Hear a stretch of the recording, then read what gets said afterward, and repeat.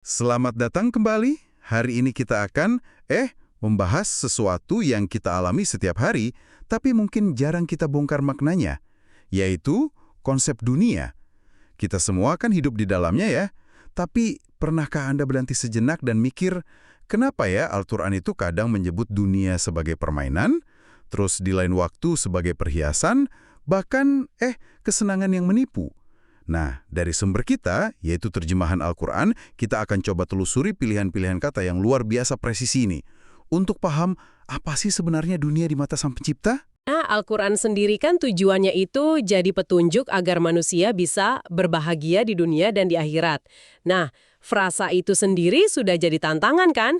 Gimana caranya menyeimbangkan keduanya?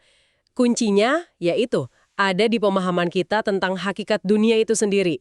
Diksi-diksi yang beda-beda ini bukan kebetulan. Ini tuh kayak potret dunia dari berbagai sudut pandang. Setiap kata itu lensa untuk melihat pesona sekaligus ya jebakan di dalamnya. Oke, kita mulai dari yang paling lugas dan mungkin paling sering kita dengar. Rasanya kayak sebuah tamparan keras gitu. Di surat Ali Imran, ayat 185, disebutkan, وَمَا الْحَيَاةُ الدُّنْيَا إِلَّا مَتَاعُ الْغُرُورِ. Dan kehidupan dunia ini tidak lain hanyalah kesenangan yang menipu. Atau dalam bahasa Arabnya, وَمَا الْحَيَاةُ الدُّنْيَا إِلَّا مَتَاعُ الْغُرُورِ. Kesenangan yang menipu. Ini terdengar negatif sekali ya. Sangat kuat. Dan memang sengaja dibuat begitu. Coba kita bedah frasa kuncinya, mata'ul gurur. Kata pertama, mata, ini secara harfiah artinya barang atau sesuatu yang kita nikmati dan kita gunakan. Tapi punya satu ciri khas, sifatnya sementara. Coba bayangkan kayak bekal dalam perjalanan. Oh, bekal perjalanan. Ya, sangat berguna, sangat kita nikmati, tapi tujuannya kan bukan untuk dikagumi selamanya. Bekal itu ada untuk menunjang perjalanan kita ke tujuan akhir. Jadi mata itu bukan tujuan, tapi lebih ke fasilitas ya?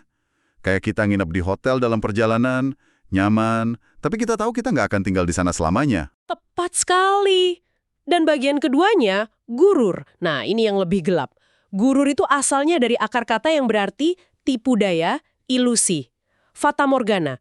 Sesuatu yang dari luar kelihatannya indah, menjanjikan, berkilauan, tapi pas didekati, hakikatnya nggak seperti itu. Jadi, mata'ul gurur adalah gambaran dunia sebagai fasilitas sementara yang tampilannya sangat memikat, sangat menipu, sampai-sampai berpotensi bikin kita lupa kalau kita ini, cuma lagi dalam perjalanan. Itu menarik. Kalau kita pikirin, di zaman sekarang, gurur ini relevan banget. Contohnya, media sosial. Kita lihat feed orang isinya liburan mewah, pencapaian karir, keluarga yang kelihatannya sempurna, kelihatannya kayak kebahagiaan sejati.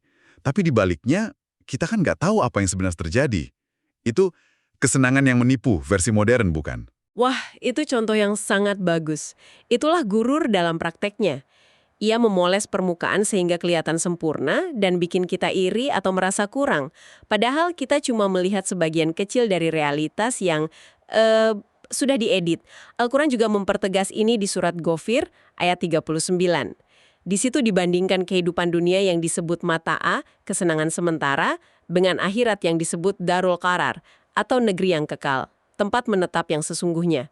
Kontrasnya dibuat tajam sekali, kayak membandingkan tenda kemah dengan rumah permanen. Tapi, bukannya pandangan ini bisa bikin orang jadi pasif atau sinis ya? Maksudnya, kalau semua ini cuma tipuan sementara, buat apa kita kerja keras, berinovasi, atau bangun sesuatu di dunia? Kenapa nggak nunggu aja? Pertanyaan yang sangat krusial. Dan disinilah keindahan perspektif Al-Quran. Peringatan ini bukan untuk mematikan semangat, tapi untuk meluruskan niat. Ini bukan ajakan untuk benci dunia, tapi ajakan untuk tidak tertipu olehnya. Anggap aja gini, Anda dikasih mobil sport yang kenceng banget. Peringatan, awas, jangan ngebut di tikungan tajam itu, bukan berarti Anda nggak boleh nyetir mobil itu. Justru sebaliknya. Peringatan itu diberikan biar Anda bisa menikmati perjalanan dengan selamat sampai tujuan. Nah, mata'ul gurur itu rambu peringatannya. Paham. Jadi ini soal kalibrasi perspektif ya, bukan penolakan total. Oke, dari tipuan, Al-Quran juga punya metafora lain yang lebih aktif. Di sini bagian yang bikin saya pribadi mikir ulang. Dunia digambarkan sebagai arena bermain. Ini ada di beberapa surat, salah satunya surat Muhammad ayat 36. Kehidupan dunia itu hanyalah permainan dan senda gurau, la'ibun walahun. Dari sesuatu yang pasif menipu, sekarang kita jadi pemain aktif dalam sebuah permainan. Betul. Dan menariknya, Al-Quran itu pakai dua kata yang beda, laib dan lahu. Sering diterjemahkan bareng, tapi nuansanya beda. Laib atau permainan itu aktivitas yang tujuannya kesenangan itu sendiri. Nggak ada hasil akhir yang serius atau permanen. Coba deh bayangkan anak-anak main monopoli. Mereka bisa serius banget, bisa marah kalau kalah, bisa senang kalau menang. Tapi begitu papan permainannya dilipat, ya udah selesai. Nggak ada yang benar-benar jadi kaya atau bangkrut kan? Banyak kesibukan kita di dunia ngejar target, status, validasi, pada akhirnya punya sifat laib ini. Dan lahu, saya merasa ini lebih personal lagi. Lahu ini lebih spesifik. Lahu adalah sesuatu yang mengalihkan perhatian, sebuah distraksi dari hal yang lebih penting dan mendesak. Jadi kalau laib itu permainannya, lahu adalah segala sesuatu yang bikin kita terus-terusan asik main sampai lupa waktu, lupa ada tugas lain yang menunggu. Wah, ini langsung kena ke zaman sekarang. Lahu itu bukan lagi sekedar senda gurau di warung kopi. Lahu di abad 21 itu notifikasi tanpa henti di ponsel kita, itu scroll tanpa ujung di media sosial, itu episode serial berikutnya yang otomatis keputar jam 2 pagi.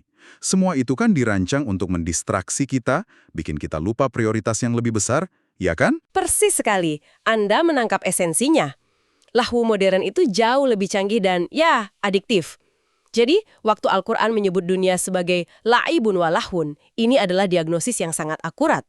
Kita ini pemain laib dalam sebuah permainan besar yang dikelilingi begitu banyak distraksi, lahwah menarik. Peringatannya adalah jangan sampai Anda jadi pemain yang lupa kalau permainan ini ada batas waktunya dan ada kehidupan nyata setelah peluit akhir dibunyikan. Ini bukan larangan untuk bersenang-senang, tapi ajakan untuk bermain dengan sadar. Oke, jadi dunia ini sementara dan menipu, yaitu mata'ul ghurur. Sekaligus permainan yang penuh distraksi, laibun walahun. Sampai di sini, kesannya masih sangat suram ya. Lalu muncul pertanyaan, kalau memang begitu, kenapa dunia ini menarik banget? Kenapa kita gampang banget jatuh cinta padanya? Nah, Al-Quran ternyata juga menjawab ini. Konsepnya adalah dunia sebagai perhiasan.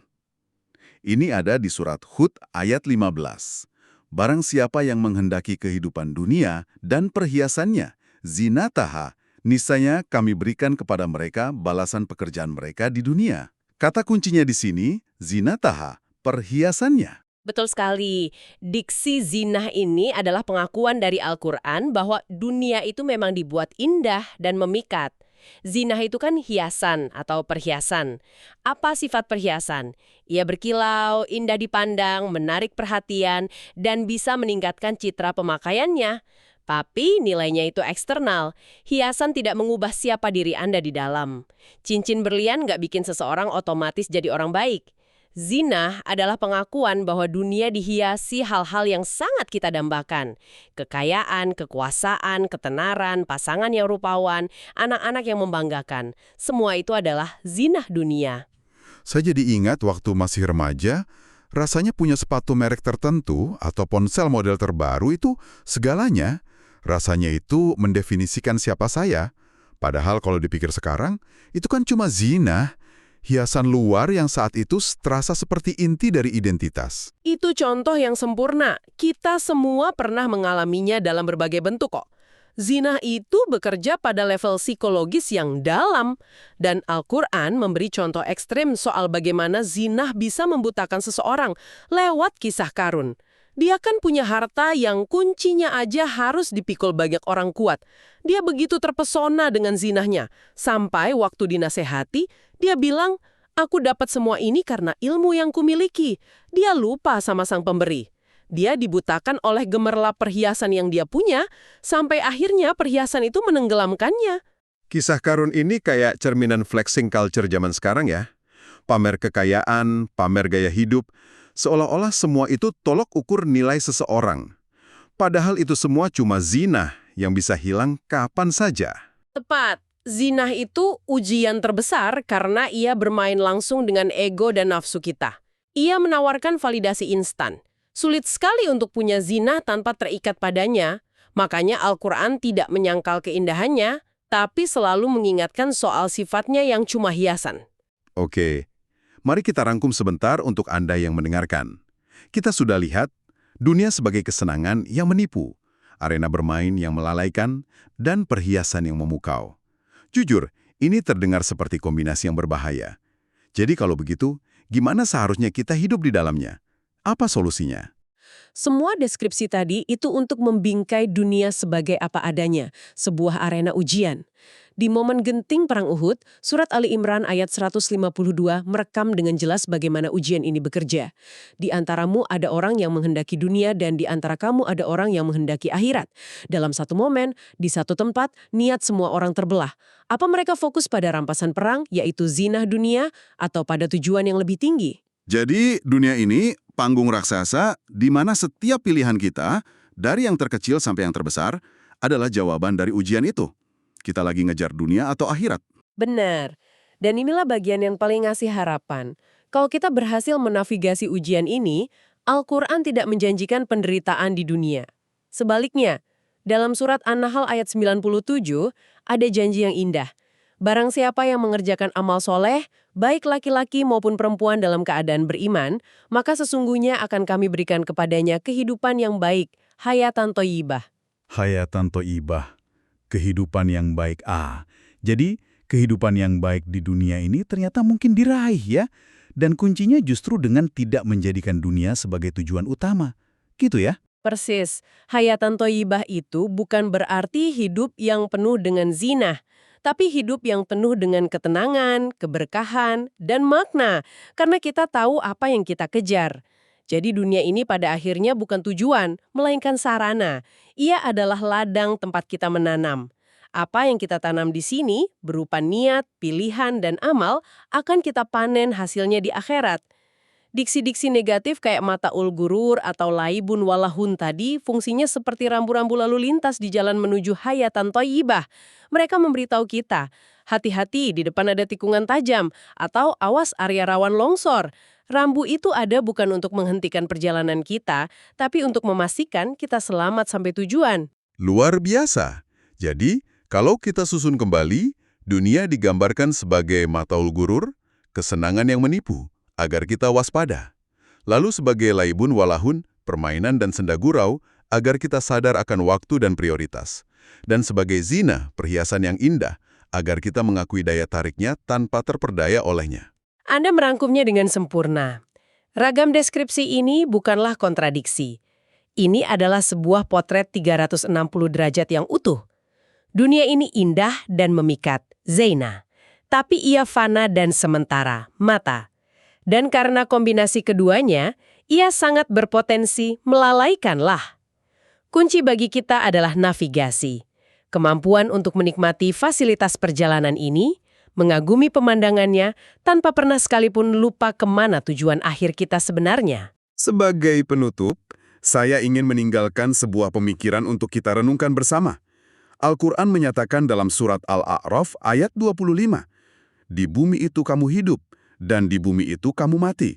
Dan dari bumi itu pula, kamu akan dibangkitkan." Panggungnya sama, bumi alias dunia ini. Mengingat semua deskripsi yang baru saja kita jelajahi sebagai tempat singgah yang menipu, arena bermain yang melenakan, dan perhiasan yang memikat. Bagaimana fakta bahwa kita akan hidup, mati, dan dibangkitkan di tempat yang sama ini mengubah cara Anda memandang setiap tindakan harian? Apakah rapat penting nanti siang hanyalah bagian dari laib, atau bisa jadi ladang amal? Apakah secangkir kopi yang Anda nikmati pagi ini hanya mata, atau bisa jadi sarana untuk bersyukur? Kerangka ini mengubah segalanya, bukan?